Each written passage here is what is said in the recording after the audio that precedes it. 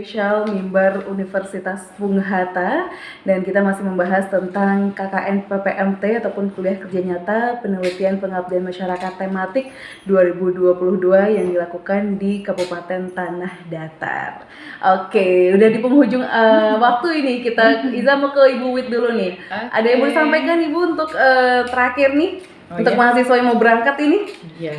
Mahasiswa mau berangkat nanti biasanya pakai bus ya. Kita pakai bus 4 Agustus, 3 Agustus langsung ke Nagari.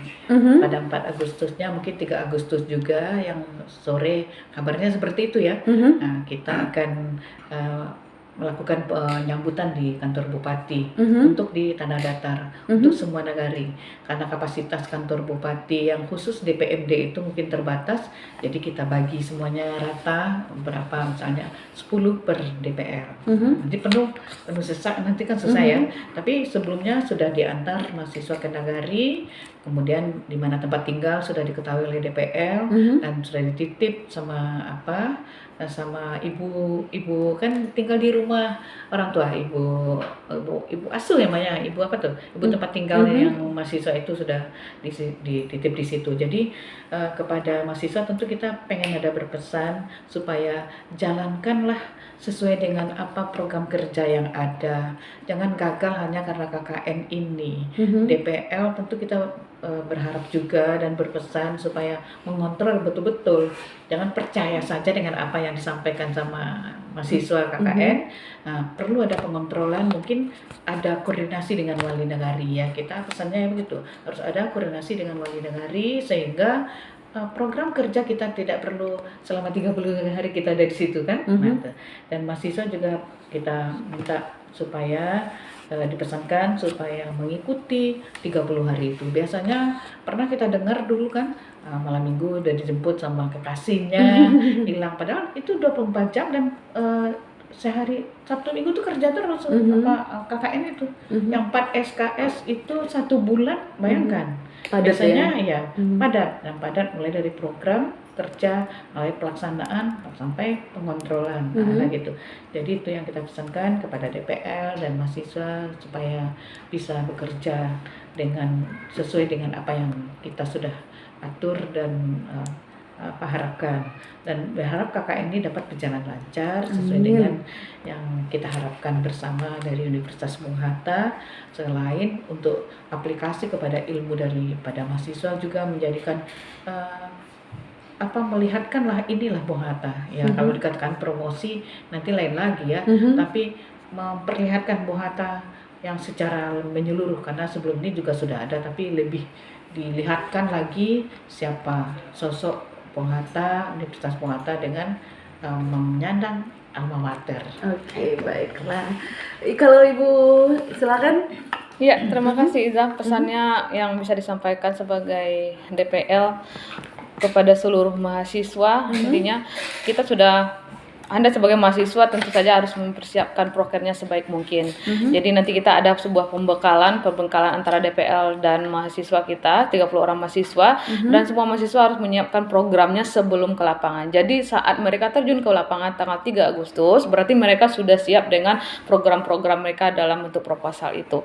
Nah, program itu tentu saja sudah mereka buat sebelum mereka ke lapangan, dan sebelum itu tentu saja saya sebagai DPL nanti akan ada diskusi, tidak hanya secara, kalau kemarin ya Iza ya, kalau KKN kita kan selama pandemi ini secara daring ini. Nah, baru kali ini nih yang luring, baru pertama kali ini setelah pandemi, 2 tahun pandemi gitu.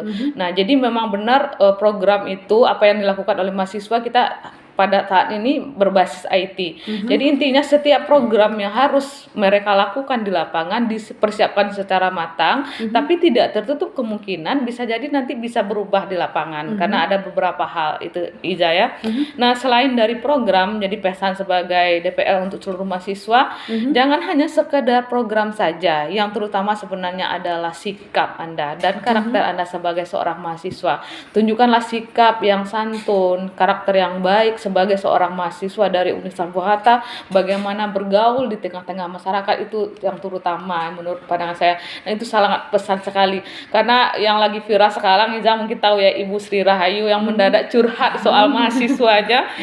perbedaan pada siswanya, yang dokter, yang satu promotor. Intinya kembali lagi dengan pesan ini, tidak hanya sekedar ilmu yang mereka sudah dapatkan di kampus, tapi intinya bagaimana mereka bersikap, bersantun, berkarakter yang baik, sehingga mereka bisa bersosialisasi di tengah masyarakat dan bisa bergaul di masyarakat dan melakukan hal-hal yang baik, yang positif, serta juga mengharumkan nama Universitas Bung Hatta. Mungkin itu bisa pesannya untuk seluruh mahasiswa yang akan KKN pada tahun ini, Iza.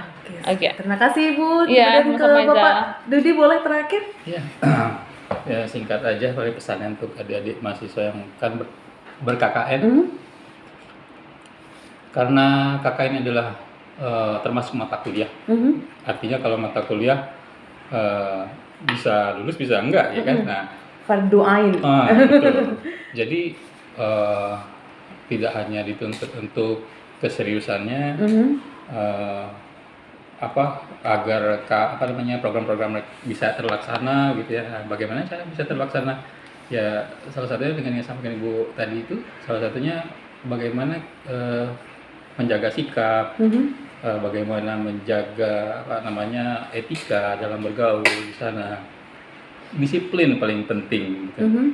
Karena dengan disiplin mudah-mudahan prokernya bisa terlaksana dan terjaga waktunya gitu kan. Karena dalam 1 bulan untuk menjalankan 7 proker itu udah nggak ada waktu lagi untuk bermain-main sebenarnya gitu. Jadi ya sebagai mahasiswa Bung Hatta tentu ada cerminan kebunghataannya di sana, yaitu santun, jujur, dan disiplin. Nah itu yang kita titip sama adik-adik mahasiswa ini agar itu dijaga. Mungkin itu. Oke, terima kasih Pak Dudi, Ibu Hidayati, terima kasih Ibu Bui, terima kasih juga Sama-sama. telah bergabung di Studio RBS FM hari ini. Sukses untuk Kabupaten Tanah Datarnya. Ya, amin. Terima kasih juga dan salam untuk keluarga di rumah ya Bu ya. Oke, baiklah Indonesiana, demikian ajang spesial talk show Mimbar Universitas Bung Hatta KKN PPMT ataupun penelitian pengabdian masyarakat tematik 2022, dan terima kasih banyak untuk Anda yang selalu setia di sini di 101 RBS FM, selalu di hati. Mohon maaf untuk kesalahan. RBS 29 is the group dan didampingi operator Vina di Simfoni pamit undur diri. Wassalamualaikum warahmatullahi wabarakatuh dan ya Allah.